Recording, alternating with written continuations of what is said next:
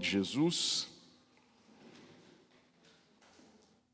E nós estamos quase finalizando a carta de Tiago. Hoje, finalizando o capítulo 4. Nós vamos ler a partir do verso 13.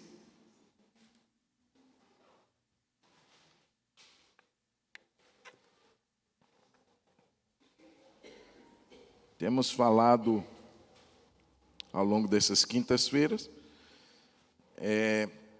o conselho de Deus que nós temos encontrado nessa carta de sabedoria, o Provérbios do Novo Testamento. Tiago 4, nós vamos falar, o tema da mensagem, Kathleen, é planos humanos e a vontade de Deus. Planos humanos e a vontade de Deus. Tiago 4, verso 13 até o 17, diz assim: escutem agora vocês que dizem, hoje ou amanhã. Olha o que eles disseram. É uma frase que está aí entre aspas. Hoje ou amanhã iremos à cidade tal e lá passaremos um ano e faremos negócios e teremos lucros. Vocês não sabem o que acontecerá amanhã. O que é a vida de vocês? Vocês não passam de neblina que aparece por um instante e logo se dissipa. Em vez disso, deveriam dizer, abre aspas mais uma vez, se Deus quiser, não só viveremos, como também faremos isto ou aquilo. Agora, entretanto, vocês se orgulham das suas arrogantes pretensões. Todo orgulho semelhante a esse é mau. Portanto, aquele que sabe que deve fazer o bem e não faz, nisso está pecando. Vamos orar? Senhor Jesus, obrigado por essa noite, obrigado pela Tua presença, obrigado pela presença do Teu Espírito, que está aqui, Senhor, falando desde quando começamos esse culto, através dos louvores, das orações. Muito obrigado, Senhor. E agora eu oro para que esta palavra que acabamos de ler, o Senhor torne-a compreensível, o Senhor aplique ao nosso coração, que sejamos por ela orientados, encorajados e alinhados. É o que nós te pedimos. Obrigado por essa palavra.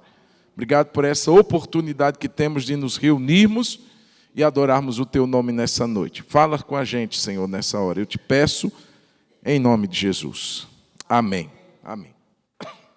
Meus irmãos, a Bíblia, em momento algum, não desincentiva ou desestimula a gente a fazer planos. Pelo contrário, planos fazem parte da nossa vida humana. A gente planeja, está planejando aí como você vai fazer a comida de amanhã, a gente planeja o final de semana, é normal. Todos nós fazemos planejamentos e é bíblico.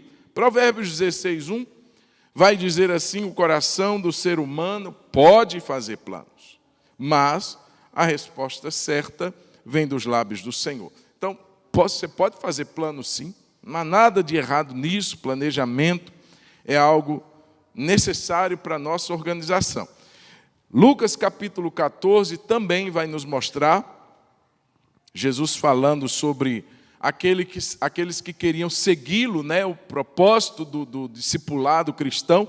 Ele vai dizer assim: pois qual de vocês pretendendo?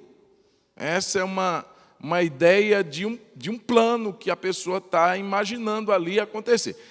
Pretendendo construir uma torre que não se assenta primeiro para calcular as despesas e verificar se tem meios para concluir. Então, a pretensão nesse sentido não é ruim. O imaginar, o planejar, o fazer esse tipo de cálculos mentais sobre a minha vida, meu futuro, etc., não há nada de errado, pelo contrário, é algo bíblico. Também 1 Coríntios, capítulo 9, versículo 25, vai dizer assim, palavras de Paulo: todo atleta em tudo se domina. Aqueles para alcançar uma coroa corruptível, nós, porém, a incorruptível. E ele vai dizer assim: assim corro também eu, não sem meta. Então ele tinha uma meta. Paulo, como um cristão, líder, plantador de igreja, missionário, ele tinha seus planos de alcançar determinadas regiões estrategicamente, porque Paulo ele tinha uma estratégia missionária, plantando igrejas em cidades estratégicas e a partir daí espalhando o evangelho pelas regiões tipo interioranas e etc. Então ele tinha seus planejamentos e nada de errado nisso. Então faça sim, tenha seus planos. Entretanto, o que Tiago vai mostrar aqui, irmãos, é um planejamento que oferece risco. Ele vai dizer que existem dois perigos aqui em determinadas atitudes de planejar. Primeiro, quando a gente ignora a vontade de Deus dentro dos nossos planos. Deus tem planos para nós e a gente não os conhece. Ou porque realmente ignoramos, não imaginamos que Deus queira se envolver em algumas áreas da nossa vida, o que é uma ignorância nossa pensar assim, porque o nosso Deus, como um Deus zeloso, cuidadoso, um Pai amoroso, Ele tem prazer em se envolver em cada área da nossa vida. Está pretendendo comprar? Consulta Deus. Qual é o plano de Deus? Vou mudar, vou casar. Você acha que Deus não está preocupado, não está interessado em se envolver nisso? Claro que Ele está. Então, existe um perigo em ignorar a vontade de Deus e o outro perigo é rejeitar deliberadamente a vontade de Deus. Eu não quero isso. Não vou viver o que Deus tem para mim, porque eu acho que Deus não está cooperando com o meu plano, não é isso que eu queria e parece que é o que Deus quer e etc. E a pessoa acaba, então, rejeitando a vontade de Deus.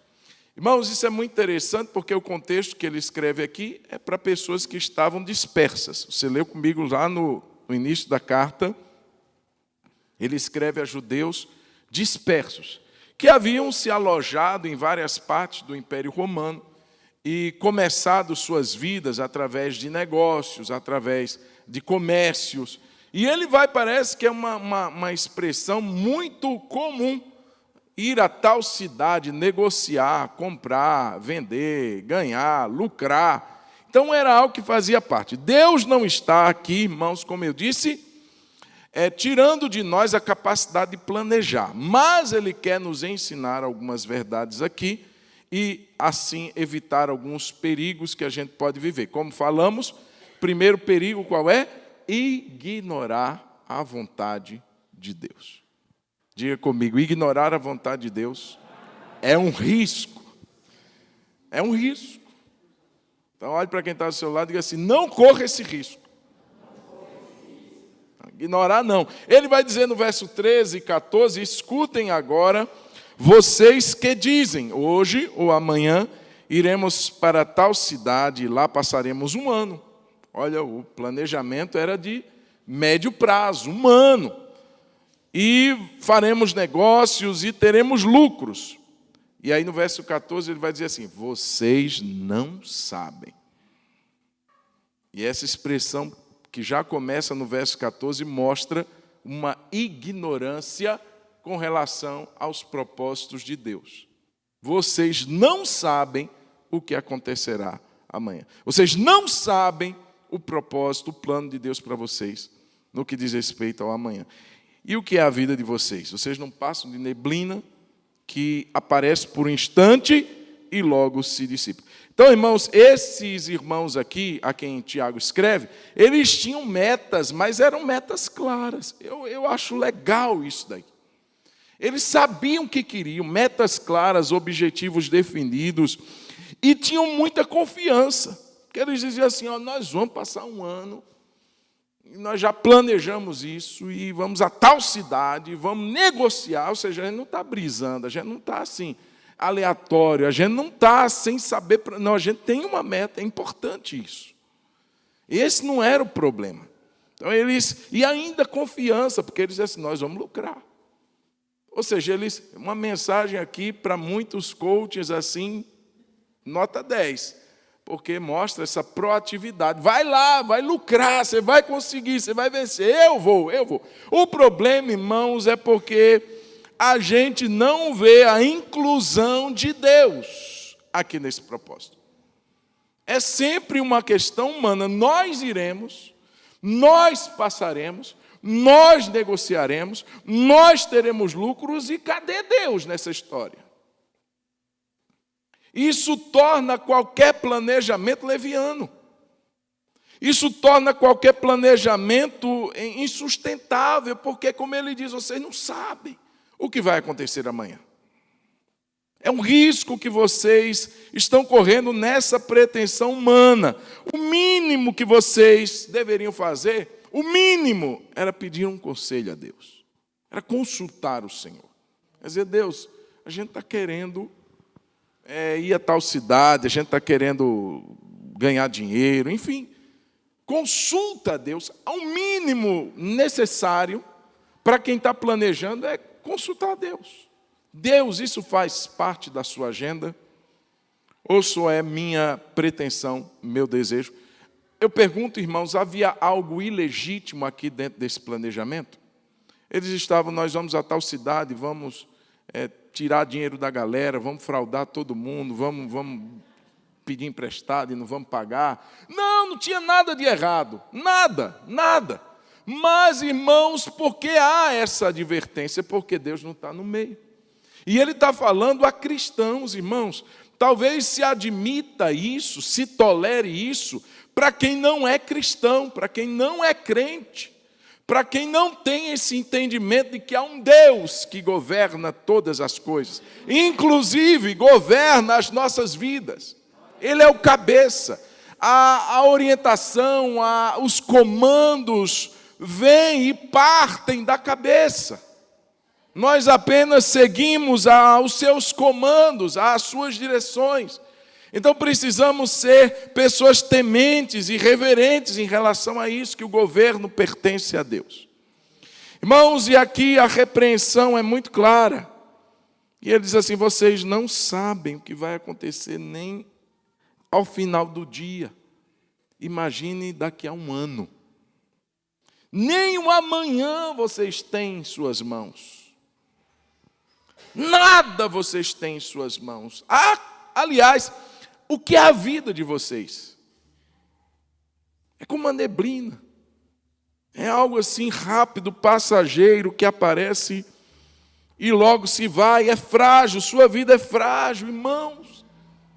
Quantos planos a gente fez e por uma situação pequenininha não deu certo? Um pneu que furou.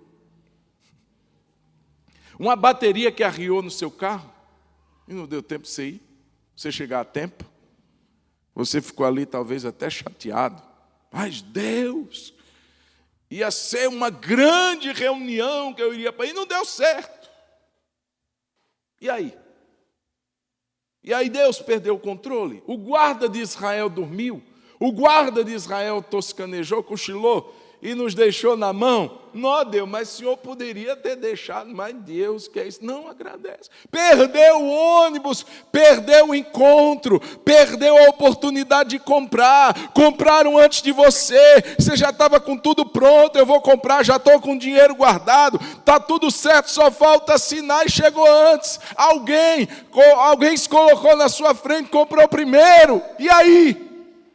Não são coisas pequenas. Fora que a nossa vida, como ele diz, é frágil.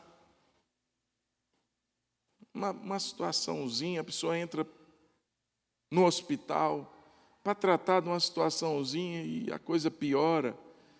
E talvez a pessoa se complica e às vezes vem até a óbito. O que é a nossa vida, irmãos? É isso que ele está mostrando. Ei, cuidado. Essa pretensão de achar que você pode sem Deus, ela é má. Ela não deve existir. Insira a Deus nos seus propósitos, nos seus planos, insira-o. Porque não é nada a nossa vida. E aí tem uma passagem em Lucas capítulo 12, que é uma passagem conhecida por nós, daquele cidadão que ele consegue lucrar muito com suas plantações. E a Bíblia vai dizer que ele naquele ano bombou, o negócio dele assim fluiu. E ele disse: nossa, estou rico, o que é que eu vou fazer? Eu não tenho nem onde guardar. Eu colhi tanto que eu não tenho nem onde eu guardar os meus produtos. O que é que eu vou fazer? Olha o planejamento dele. Eu vou destruir os celeiros menores e antigos e vou reconstruí-los maiores. E vou colocar neles todo o meu produto. E direi, aí está aqui no verso 19, direi à minha alma, esse camarada, eu tenho imaginação assim, que deveria ser um cara muito esquisitão. Porque nem mulher ele tinha para compartilhar aqui. Ô amor, o que é que nós vamos fazer? Vamos trocar de carro? Não tinha não. Direi à minha alma, não tinha ninguém para falar, ele falava com ele mesmo. Direi à minha alma, você tem em depósito muitos bens para muitos anos. Mais uma vez, olha a pretensão. Ele não sabia nem do final do dia dele, que dirá do ano, dos anos que viriam. Tens muitos bens para muitos anos, então descanse. Coma, beba, aproveite a vida. E aí o verso 20 vai dizer, mas Deus lhe disse, louco, você é doido, rapaz. Essa noite, você está planejando para daqui a anos. Eu estou dizendo que essa noite lhe pedirão a sua alma. E o que você tem guardado vai ficar para quem? Vai ser mandado para quem? Você não tem ninguém para ficar com isso. Você não tem mulher, você não tem... Irmão, o camarada era frustradão. Tenho certeza disso. E aí, queridos, olha só, Deus mostrando aqui, de uma forma clara, que esse tipo de arrogância é ruim, porque exclui a presença do Senhor. Irmãos, se nós entendêssemos, realmente aceitássemos essa realidade da brevidade da nossa vida, nós escolheríamos muito bem as atitudes que tomaríamos e que de fato importam. A gente gastaria nosso tempo de uma maneira diferente, a gente gastaria o tempo, de uma maneira bem diferente da que a gente gasta hoje. Aqui eu dou maior parte da minha energia e com que gasto a maior parte do meu tempo, considerando que a minha vida é breve. Há coisas, há pessoas, a mim, aos meus planos, à vontade de Deus, que nós entendemos como a nossa vida. Se for isso, irmãos, que a minha vida é curta como uma neblina, e que logo dissipa, eu vou aproveitar melhor cada minuto da minha vida. E vou ter a certeza de que Deus está incluso, que Deus faz parte, que Deus está ali no comando da minha vida. E que eu não posso cogitar em fazer um plano sequer, sem que Deus esteja presente nele, sem que Deus faça parte dele. Porque, irmãos, essa atitude revela orgulho. Essa atitude de dizer assim, minha alma, fica tranquila, você está no comando, você está no controle, você tem depósito, você pode fazer o que você quiser, você pode descansar, você pode, minha alma, porque agora, está comigo a bola, está comigo a oportunidade, então faça o que você quiser. Esse tipo de orgulho, irmãos, é o pecado do jardim. Eva, come esse fruto, porque no dia que você comer, você vai ser igual a Deus. Olha essa arrogância de querer ser igual a Deus. Não tem, irmãos, como a gente admitir isso, mas o homem sempre quis. Inflamado por Satanás, porque ele puxou a fila, ele puxou aí os outros nessa mesma intenção, nessa mesma cobiça, porque o desejo dele era ser igual a Deus, e então ele tenta a Eva nesse mesmo desejo. Se você comer, os seus olhos serão abertos e você vai ser igual a Deus, conhecedor do bem e do mal. Irmãos, que orgulho é esse? De achar que eu estou no controle da minha vida. Eu não estou no controle da minha vida. Deus está, eu não. E essa verdade deve gerar o quê? Dependência. Deus, eu dependo do Senhor. Mas, acima de tudo, um desejo de conhecer a sua vontade. Eu preciso querer saber, Deus, o que é que o Senhor tem para mim? Qual é a sua intenção? Qual é o seu propósito? Eu quero conhecer a sua vontade, Deus. Irmãos, isso não é impossível. Efésios capítulo 5, se você quiser abrir a sua Bíblia comigo. Efésios capítulo 5, versículo 15. Aproveitar, Lelê. Vai dizer assim. Lelê sofre. Ela vem aqui, eu não sorrio, a foto não fica boa. Agora deu certo, Lelê? Verso 15, olha o que diz aí. Portanto, tenham cuidado com a maneira como vocês vivem. Cuidado com a maneira como você vive.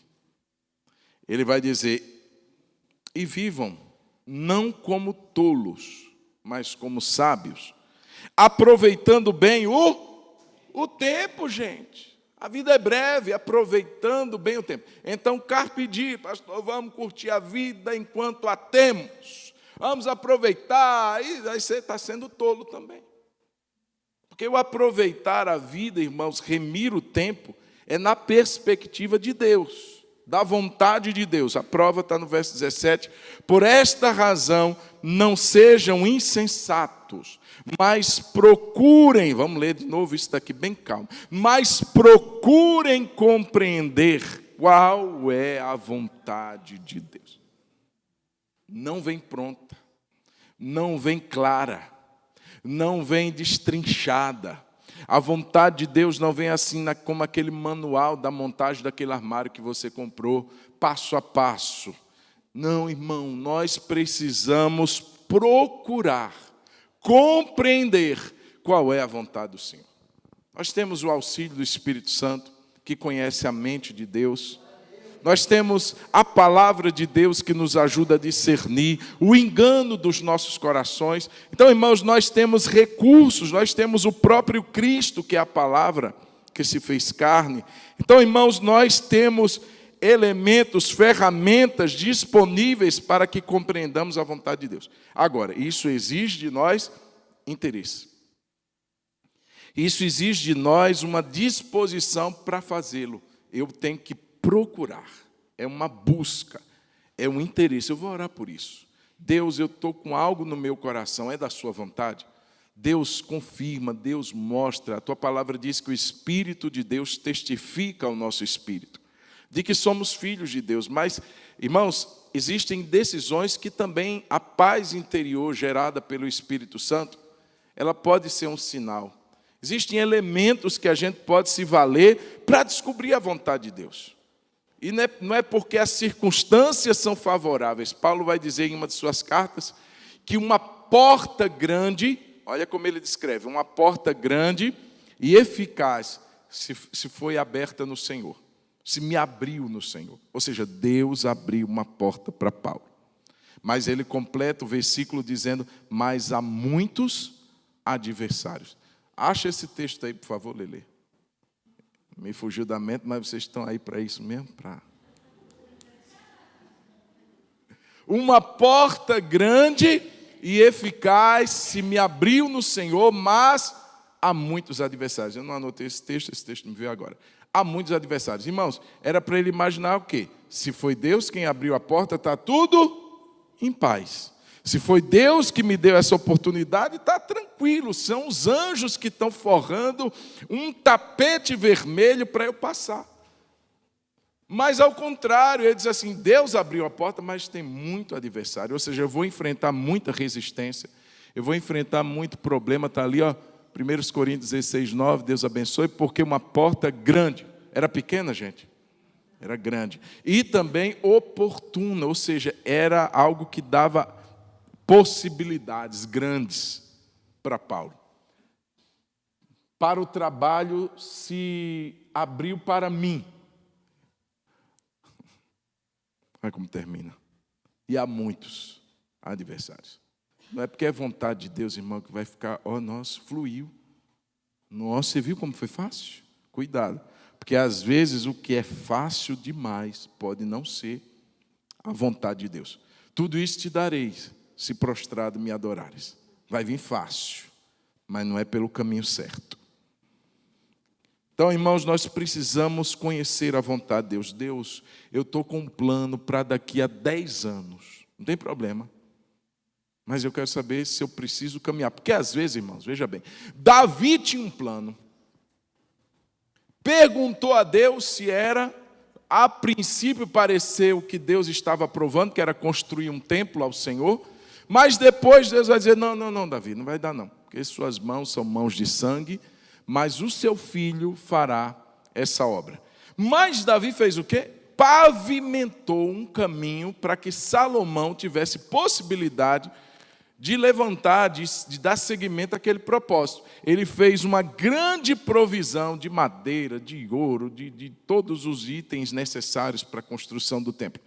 E deixou para Salomão, ele pavimentou um caminho, ele deu início, deu pontapé, e Salomão concluiu aquele propósito dele. Então, irmãos, tem planos que são assim. Pastor, eu estou orando para daqui a 10 anos. Continue orando, irmão. Às vezes você vai pavimentar uma estrada para que outros já consigam chegar aonde você não chegou. Igreja, por exemplo, é assim. A nossa geração, irmãos, ela tem um prazo de validade.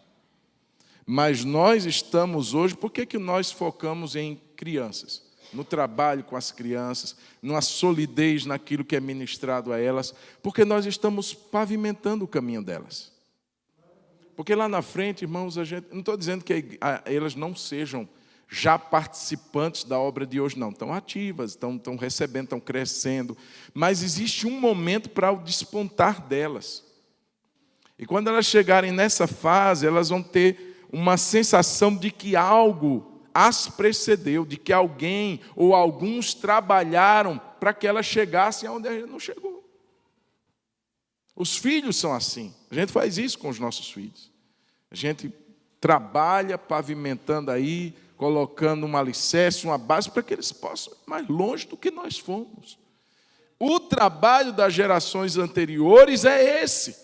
Não é a gente pensar em 10 anos vai morrer em mim, não. Eu tenho que pensar no amanhã e pessoas sendo colocadas naquele plano. Porque, irmãos, o plano que Deus faz, não é aquele planozinho tacanha, pequeno, não. Abraão, eu vou fazer de você uma grande nação.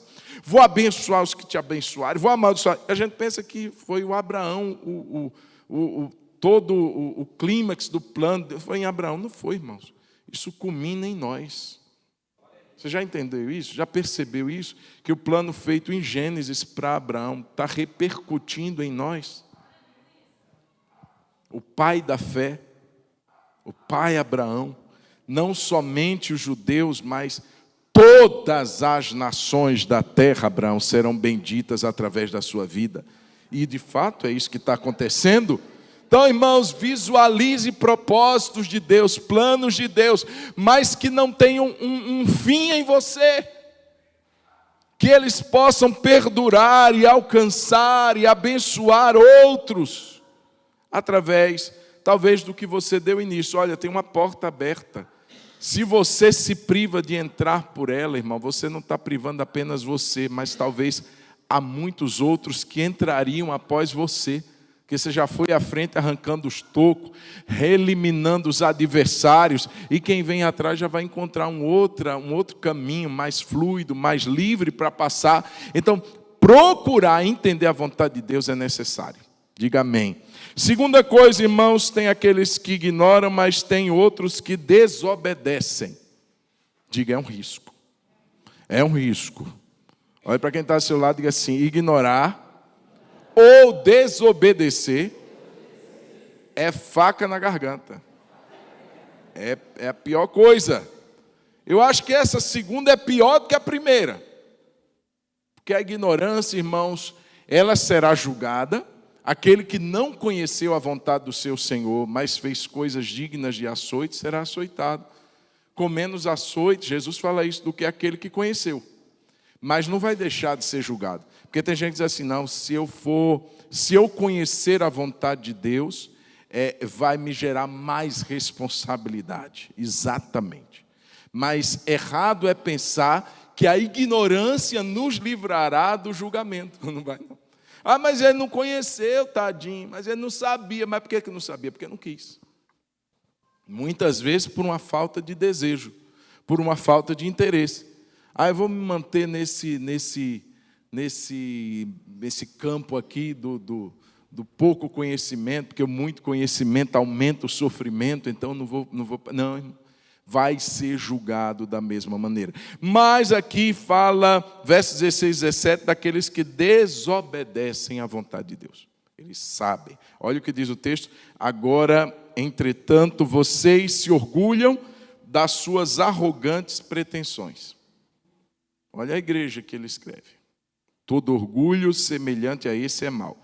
Portanto, verso 17, aquele que sabe. Texto que lemos no primeiro tópico, ele vai dizer assim, vocês não sabem o que é a vida de vocês. Você não sabe o que acontecerá amanhã. Ignorância. Aqui ele vai dizer assim, aquele que sabe que deve fazer o bem e não faz. Ou seja, ele sabe o bem que deve fazer, mas ele só não quer fazer.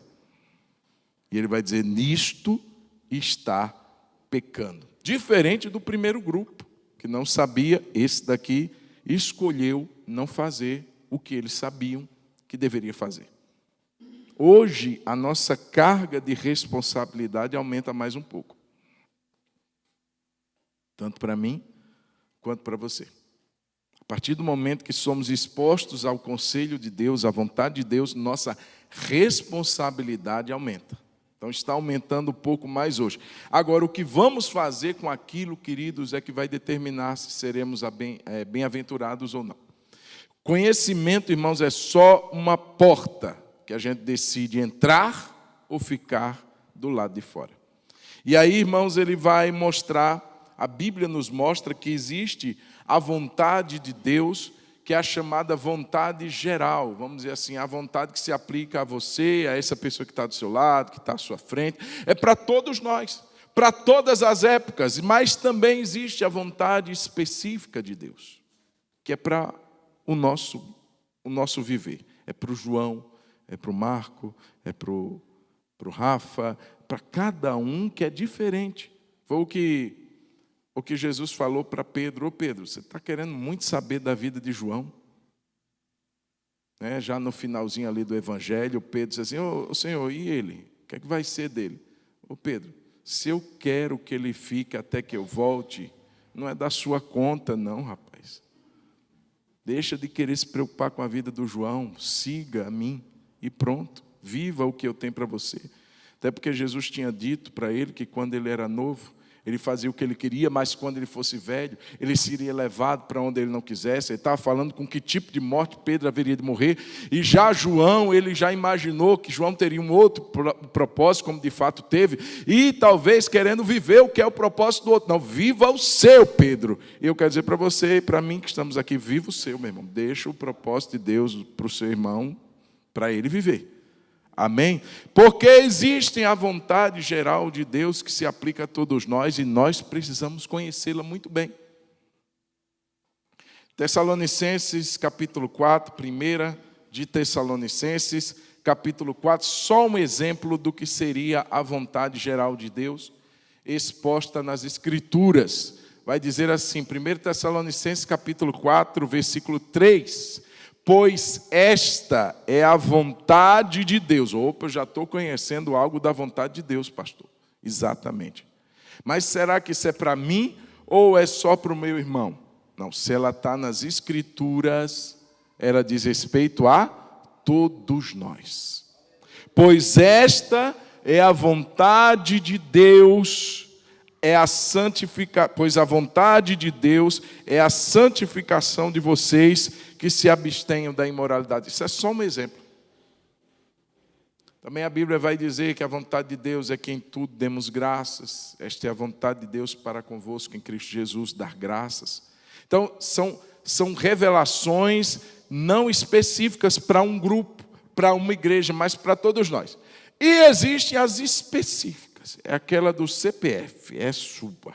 É da sua digital, é para você, não é para ninguém. E eu queria dar um outro exemplo do que seria a vontade específica, já que a gente tem que saber, já que a gente tem que procurar descobrir a fim de viver. Eu preciso entender que existe uma vontade que se aplica a todos, mas uma vontade que se aplica apenas a mim. E nesse sentido eu tenho que buscar compreender qual é essa vontade. Discernir pelos sinais, discernir por outros elementos que Deus deixa disponível, o que é que Deus tem para mim. Qual é o meu ministério, pastor? É diferente do seu irmão. O que Deus tem para mim em relação à vida emocional? Eu vou casar, não vou casar, vou ter filho, vou ter quantos filhos? Isso é outra coisa, irmão. São questões específicas. O encher a terra, o povoar a terra ficou para o Adão. Você não precisa viver isso. Só se você e sua esposa quiserem. Dê uma guinada aí, você diz assim, agora nós vamos produzir em massa. Fica à vontade.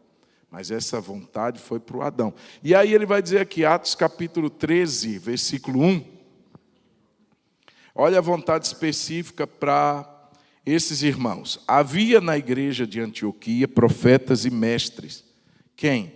Barnabé, Simeão, chamado Níger, Lúcio de Cirene, Manaém, que tinha sido criado com Herodes, o tetrarca, e Saulo. Enquanto eles estavam adorando, lembra do procurar conhecer a vontade de Deus? O que é que me favorece a descobrir a vontade de Deus? Verso 2. Enquanto eles estavam adorando o Senhor e jejuando. Eles estavam procurando uma sintonia, uma abertura à voz de Deus, através da adoração, através da oração, através do jejum. Aí o Espírito Santo disse: separai-me, Barnabé e Saulo, para a obra que os tenho chamado. Tinha um grupo bem maior, mas o Espírito aponta para dois em específico, que foi Barnabé e Saulo, para a obra que os tenho chamado. Então, jejuando e orando, e impondo as mãos sobre eles, os despediram. Veja, existe uma vontade específica. E eu pergunto, você sabe qual é essa vontade para você? Nós temos procurado entender isso. Irmãos, nós precisamos de fato dispor o nosso coração para buscar entender. Porque do contrário, a gente vai dar muita cabeçada, vai querer entrar onde Deus não nos chamou para entrar, vai querer fazer o que Deus não nos chamou para fazer. Isso vai gerar desgaste, isso vai gerar um monte de problema, a inveja. Eu queria aquele lugar que aquele irmão está, mas aquele lugar talvez seja para ele, não para você. E se a gente não compreende, a gente fica fazendo guerra. A gente fica lá cobiçando o que não é nosso. Então, procurar saber. Mas, irmãos, a coerência, veja bem, se nós temos uma vontade geral, e talvez não estejamos praticando, porque há tanto frenesi em descobrir as específicas. Se nem a geral eu estou praticando. Nem aquilo que está claro nas Escrituras eu estou fazendo, como é que eu acho que Deus vai me revelar a específica? Se Deus disse para eu perdoar e eu não perdoo? Se Deus diz para eu agradecer ao invés de murmurar e ainda diz que essa é a vontade de Deus para mim? E eu murmuro mais do que agradeço? Se a santificação é algo que eu não dou a menor importância, você acha que Deus vai ser menino para mostrar alguma vontade específica? Se nem a geral a gente está cumprindo? É óbvio que não, irmãos. Nós precisamos dispor o nosso coração. Igual eu vejo muitas vezes a pessoa dizendo assim, Deus me chamou para ser um missionário transcultural. Deus me chamou para as nações. Aleluia. Mas nem o vizinho, o cidadão falou de Jesus para ele. Nem o parente sabe que ele é crente. Que é para as nações. E se for para Orlando, melhor ainda. Aí testificou no coração. Mas o camarada que trabalha com ele, que estuda na mesma sala, sequer ouviu dizer que ele é cristão. E e quer ir para as nações. Irmão, se eu não cumpro o geral, não tem como Deus me revelar o que é específico. Não tem. Então, nós precisamos partir do geral para o específico e tudo vai dar certo. E para finalizar, nós vimos aqueles que ignoram, nós vimos aqueles que rejeitam, mas Deus nos chamou para sermos aqueles que obedecem. Diga amém. Deus nos chamou para vivermos a sua vontade. Verso 15, em vez disso, de ignorar, de rejeitar, vocês deveriam dizer, se Deus quiser. Olha a maneira certa. Se Deus quiser, não só viveremos, como também faremos isto ou aquilo. Tem plano aí? Tem. Continuou planejando? Continuou, gente. Mas você vai ver que Deus já está no meio aqui da história. Deus foi inserido nesse planejamento. Se Deus quiser. Irmãos, isso não é um exercício de repetição vazia, não. Ah, se Deus quiser, se Deus quiser, se Deus quiser, se Deus quiser. E na prática é se você quiser. No dia a dia, conta é você. Aí está errado. É uma repetição vã. Mas ela, na verdade, vem para nos fazer entender que Deus quer estar no controle de tudo. Que a vontade de Deus precisa prevalecer sobre nós. Que devemos, assim como Jesus, dizer, a minha comida é fazer a vontade daquele que me enviou. Eu tenho um propósito de viver, que é fazer a vontade de Deus. Não é somente uma repetição vazia, mas é fazer Deus parceiro e Senhor dos nossos planos. Parceiro e Senhor. Primeiro Senhor, porque Ele direciona, mas parceiro, porque a gente não pode concretizar nenhum plano, ainda que venha de Deus, sem o seu auxílio, sem a sua graça, sem a sua direção. Deus, eu tenho certeza que é por aqui que o Senhor quer que eu vá, mas eu preciso de Deus para ir por aqui também. Eu tenho certeza que eu ouvir a tua voz, que eu preciso tomar essa direção. Bacana, é o primeiro passo. Agora Deus vem comigo. É para tirar o povo do Egito? Vamos lá. Mas se o Senhor não for conosco, não nos faça sair daqui. Só se o Senhor for.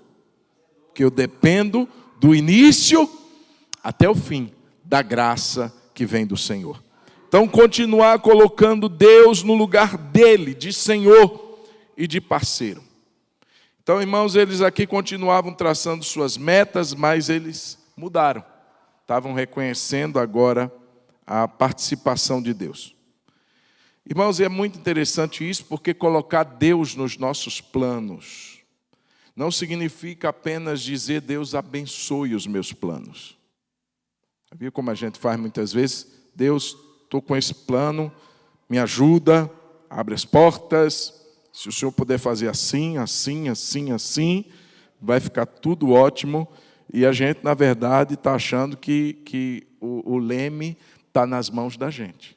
Que Deus tem que fazer de acordo com aquilo que a gente sabiamente elaborou e entregou nas mãos dele. A gente planeja e Deus executa. Quando a gente coloca nas mãos de Deus, a gente permite sim que Ele abençoe, mas permite também que Ele altere parte desse plano. Às vezes Deus vai dizer assim, tira isso. Isso daqui não. Desse jeito não. Ou também que Deus impeça. Pastor, misericórdia, Deus é um estraga-prazeres, né? Não. Deus é cuidadoso, misericordioso para com cada um de nós. Atos capítulo 16. Vamos ler aqui. Olha que coisa linda. Obra missionária. Paulo, sangue nos olhos, para abrir igreja, para pregar Jesus, para pregar o Evangelho. E ele sai para essa finalidade. E Atos 16, versículo de número 6 e 7, vai dizer assim. E percorreram a região frígio-gálata, tendo sido impedidos pelo demônio. Não é não? Mas eles estavam saindo para pregar, gente. E quem impediu eles? Oh, Deus, eu estou fazendo a coisa certa. Deus, eu estou indo pregar. Olha, a minha motivação é boa, é boa. A minha ação é boa, é ótima. Mas não fazia parte da agenda de Deus. E Paulo, com maturidade, entendeu que não era o diabo, era o Espírito Santo. Algumas vezes ele vai dizer assim, o Satanás me impediu.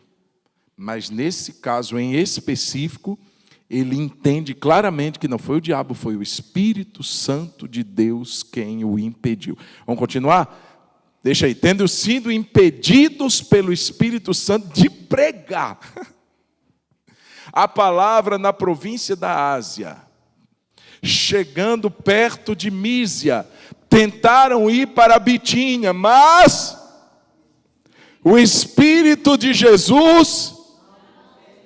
Pronto. Paulo não estava fazendo nada de errado, gente. Pregar o Evangelho, testemunhar, nós vamos abrir uma igreja, nós vamos fazer isso, e não dá certo, porque o Senhor está dizendo, oh, não é a hora não. Se você for dar continuidade ao texto, você vai ver que Deus tinha um outro plano para Paulo naquele momento. Para que ele passasse pelas regiões da Macedônia, e Deus então tinha uma nova agenda para ele, mas ele foi sensível em perceber que aquilo era obra de Deus. O Espírito Santo não deixou. O Espírito Santo não quis. Era errado? Não, mas ele não quis. E está tudo bem. E louvado seja o nome do Senhor, porque os planos dele são mais altos do que os meus planos, e os pensamentos dele são mais altos do que os meus pensamentos. E eu preciso me submeter a ele para que ele abençoe, mas também para que, se ele quiser, ele altere, ou até mesmo ele impeça que aquele plano se concretize. E louvado seja o nome do Senhor. Na sua graça, na sua soberania. Eu imagino, irmãos, que se Ló tivesse orado, naquele momento que Abraão disse assim, escolhe para onde você vai, a vida dele teria sido diferente. Ele não teria passado o que ele passou. Eu imagino que se o próprio Jonas tivesse orado, ele não teria ido para Tarsis. Enfim, uma série de situações que Deus nos livra, uma série de situações que Deus nos impede, uma série de situações que Deus altera, e Deus continua no trono. Deus continua governando. Eu pergunto, quantos de nós estamos dispostos de fato a viver isso? Quantos de nós estamos de fato a deixar Deus dizer assim, não? Eu lembro, e aí eu vejo de uma observância à vontade geral para uma vontade específica.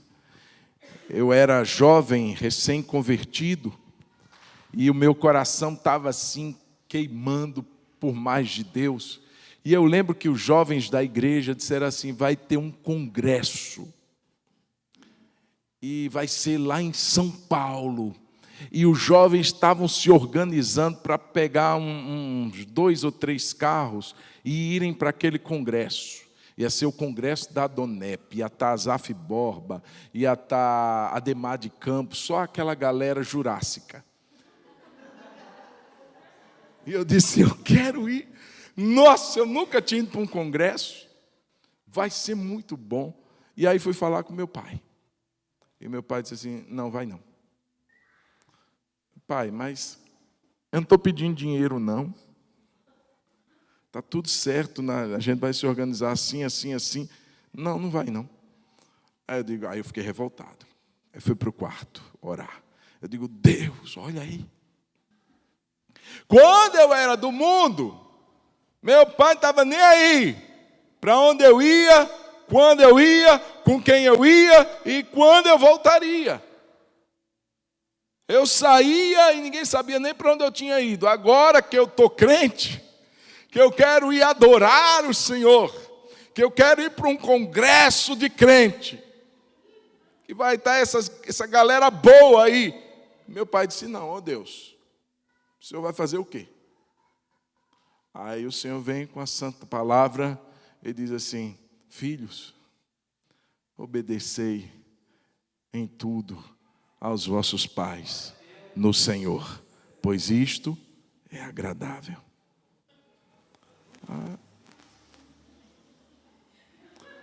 Aí eu não tinha mais o que dizer. Fiquei chateado. Mas eu não sei por que Deus não permitiu. Talvez só para me moldar, só para trabalhar no meu coração obstinado. Não sei. Mas o fato é que eu parti do geral para o específico. Eu tinha uma palavra geral de Deus de obediência. Eu precisava caminhar naquilo. Irmãos, Deus muitas vezes vai impedir. E está tudo bem. Vamos engolir o nosso orgulho e vamos fazer a vontade de Deus, que sempre será o melhor para nós. Vamos ficar de pé e vamos orar em nome de Jesus. Faça planos. Trace metas. Deseje conhecer o que Deus tem para a sua vida. Não viva, como Paulo disse, eu não vivo sem um alvo. Como desferindo golpes no ar. Você tem que acertar alguma coisa. Você tem que mirar alguma coisa e acertar alguma coisa. Desferir golpes no ar é perder energia, é perder tempo para nada. Faça isso. Mas a Bíblia diz, coloque Deus nesse planejamento. A vida é tão incerta. A gente não sabe do dia de hoje, muito menos do dia de amanhã ou daqui a um ano. Mas às vezes Deus está dando planos para nós que não vai terminar apenas na gente. Que vai servir para construir uma estrada e outros vão passar por ela. Quantos heróis da fé morreram sem alcançar as promessas? Eles viram-nas de longe e se alegraram. Oh Deus, olha lá. O Moisés, ele queria entrar na terra. Irmãos, ele viveu 40 dos seus últimos anos para entrar na terra. Você já imaginou isso? Ele lutou contra a fúria de Faraó, contra os magos, os feiticeiros de Faraó, contra a teimosia do povo. Ele luta contra aquilo e Deus disse assim: ó Moisés, você não vai entrar não. Você não me santificou, então você vai só olhar. Eu lembro do Dani quando era pequeno, e a gente entrava naquelas lojas de brinquedo e dizia para ele assim: papai e mamãe não tem dinheiro para comprar. Ele dizia: mas eu só vou olhar. Pronto. É a mesma coisa que Deus disse para Moisés: você vai subir ao monte e você vai olhar, mas você não vai entrar. Você não me santificou. Era para a gente dizer assim: está vendo? Ó Deus, o Senhor pegou pesado comigo. Tranquiliza seu coração, Moisés. Eu preciso fazer isso. Não é só por você não, é pelo povo que te observa. Você vai ficar do lado de cá, outro vai entrar. Aí você diz assim: está vendo? Deus é assim. Deus, meu Deus, como é que pode? Deus sabe a hora. E eu quero dizer que Moisés entrou. Entrou ou não entrou? Você lembra da transfiguração? Quem é que estava lá conversando com Jesus na Terra Santa? Com o próprio Jesus? Moisés. Entrou ou não entrou? Na hora certa ele entrou. Querida, o que eu quero dizer para você: Deus não estraga prazeres. Deus não joga seu sorvete no chão. Mas Ele sabe como trabalha com cada um de nós.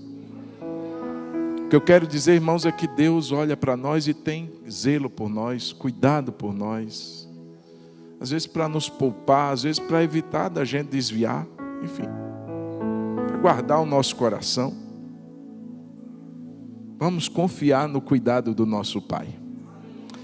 Não tem pai, irmão, por mais perverso que seja, que se o filho pedir uma pedra, ele vai pedir um pão, ele vai dar uma pedra. Se um pai como nós não faria isso, imagine Deus. Então eu queria convidar você a fechar os olhos nesse instante. Apresente seus planos agora, mais uma vez diante de Deus. Mas agora da maneira certa. Deus, eu não vou ignorar. Deus, eu não vou rejeitar o que o Senhor está me dizendo para eu fazer. Mas eu também não serei leviano em ir sozinho. Ou planejar algo sem a tua permissão. É se o Senhor quiser. É se o Senhor der o sinal verde, aí eu passo. Mas se o Senhor ficar ali com o sinalzinho no laranja, eu vou parar, eu vou ficar atento. Se o Senhor der o vermelho, eu vou louvar o seu nome, vou agradecer. Talvez eu não entenda, mas eu vou continuar confiando no Senhor. Continuar confiando no Senhor. Vamos orar em nome de Jesus? Vamos orar no Senhor. Meu Deus, meu Deus. Meu Deus, nós clamamos a Ti nessa hora. Senhor, e muitas vezes o que o Senhor está fazendo hoje aqui conosco, talvez uma retrospectiva, meu Deus, do que já aconteceu na nossa história. Muitas vezes, como aconteceu com Paulo, o Senhor impedindo coisas boas que a gente iria fazer. O Senhor tem seus planos. O Senhor tem seus propósitos e o seu tempo. Não é o nosso tempo, não é a nossa hora, não é a nossa maneira, mas é a melhor, é a do Senhor. É a tua hora, a tua maneira, o teu modo. Eu quero orar nessa hora, Jesus, primeiramente para que a gente não seja ignorante. Pecar por ignorância é pecar. Não nos isenta do pecado. Então queremos conhecer a Tua vontade, Deus. Senhor, tem pessoas aqui perguntando: Senhor, o que é que o Senhor quer para mim? Tem pessoas aqui, Senhor, que querem saber, meu Deus, o que o Senhor tem no Teu coração. Propósitos específicos. E o Senhor pode revelar isso de tantas formas. O Senhor pode mostrar isso para a gente num sonho. O Senhor pode levantar pessoas. O Senhor testifica através do Espírito Santo. Ainda que o cenário seja adverso, ainda que as circunstâncias sejam contrárias, ainda assim o Senhor pode dizer: essa é a minha vontade, vai lá. Entra de cabeça, vai com tudo, porque eu vou te dar vitória. E muitas vezes em cenários tranquilos, em cenários favoráveis, em que tudo parece que contribui para a gente avançar, o Senhor vai dizer assim: não, fica parado, não é para você ir não. Como é importante e necessário a gente saber a Tua vontade, Deus. Então eu te peço, traz essa compreensão, abre os nossos olhos, dá-nos ouvidos, Senhor, para te ouvir. Meu Deus, em nome de Jesus, o Senhor sabe que a gente não quer errar. O Senhor sabe porque um erro, Senhor, pode prejudicar, assim como foi com Abraão e Agar. Pode prejudicar muita coisa, bagunçar tudo, não apenas na nossa vida, mas na nossa descendência também. Por isso, Senhor, nos ajude a entender a Sua vontade, e entendendo a Sua vontade, que não sejamos negligentes em fazer, em obedecer, em nos dispor a viver essa vontade. Porque existe um outro perigo, que é a gente rejeitar. A gente sabe e não faz. A gente sabe, mas não quer. A partir daquilo que a gente já entende nas Escrituras, Deus, se existe alguma coisa que a gente não está praticando, às vezes é o perdão, às vezes é a palavra que sai da minha boca, que às vezes é a santificação de vida. E eu sei do que o Senhor quer, mas não estou fazendo. Então, Deus, a partir daquilo que a gente já conhece, nos ajuda a viver, Senhor. Nos ajuda a viver. Quebra o nosso orgulho, quebra essa teimosia do nosso coração. Meu Deus, e nos faz obedientes à Sua vontade. Porque obedecer à Tua vontade, Senhor, nos faz bem-aventurados. Não é aquilo que a gente conhece, é o que a gente conhece e vive. É o que a gente está disposto a viver, isso nos faz bem-aventurados. Que a gente possa ser praticante da Tua palavra e não somente ouvinte. em nome do Senhor Jesus. E mais uma vez, Senhor, nós entregamos tudo em Tuas mãos. Se o Senhor quiser, se o Senhor quiser, pensa no que você tem planejado para a sua vida. Pensa no que você tem planejado para o seu casamento, para os seus filhos, para o seu ministério. E aquilo que o Senhor nos ensinou hoje, coloca nas mãos de Deus. Se o Senhor quiser, se o Senhor quiser, o Senhor está no controle, no trono. Eu vi o Senhor, mas eu vi o Senhor assentado num alto e sublime trono. É o governante do universo. É o Senhor que cuida dos pássaros. E se cuida de tudo. Imagine de nós, seus filhos. Então, meu Deus, em nome de Jesus, nós entregamos em Tuas mãos. Talvez pessoas aqui que ficaram sem entender porque algo não deu certo. Se tudo estava certo, como Paulo teve essa maturidade de entender, foi o Espírito do Senhor. Às vezes está ali, foi o Satanás e Deus não fez nada. Não foi o diabo. O Espírito do Senhor Jesus, Ele também impede, Ele altera. Então, Senhor, fica à vontade. Difícil dizer isso, porque a gente acha que sabe tudo. Perdoa-nos as nossas arrogâncias e pretensões. A gente não sabe de nada, Deus. Quem sabe de tudo é o Senhor. O Deus que conhece todas as coisas, sabe de todas as coisas. E nós submetemos a nossa vontade, a Tua vontade, concordando com as palavras da oração de Jesus, seja feita a Tua vontade, Senhor, aqui na terra como no céu é feita. Que vivamos assim para a glória do Teu nome. Se Deus quiser, viveremos e faremos isto ou aquilo, porque Deus é o meu Senhor e é o meu parceiro nas decisões e nos planos da minha vida.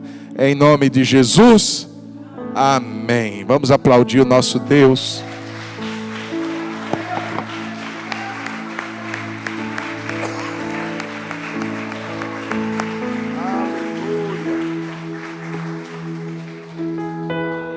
Aleluia. Olha para quem está chorando assim, fica tranquilo, Deus sabe o que está fazendo. Às vezes você está acelerado, pisando lá no acelerador e o carro não anda. Aleluia. Deus não deixou esse carro andar. Glória a Deus. Amém? Fica tranquilo, Deus está no controle da história. Vamos agradecer a Deus por essa noite. Deus, obrigado por esse tempo, por essa noite. Paramos nossas agitações, paramos nosso corre-corre e escolhemos estar contigo hoje. Parar e ouvir, parar e adorar, parar e descansar, porque quem trabalha até agora é o Senhor. O Senhor está trabalhando até quando a gente está dormindo, porque o mundo não depende da gente para continuar girando. Até quando a gente dorme, o Senhor trabalha, porque o mundo depende do Senhor, não é de nós. A gente pode descansar. A gente pode descansar e adorar, como a gente decidiu fazer hoje à noite.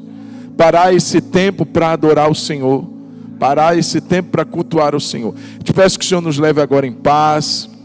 Aqueles que vão continuar talvez uma jornada aí de trabalho, aqueles que vão continuar, Senhor, de alguma maneira na atividade, no labor, enfim, abençoe. Aqueles que estarão indo descansar também, dá uma noite de paz, uma noite de renovo, em nome do Senhor Jesus.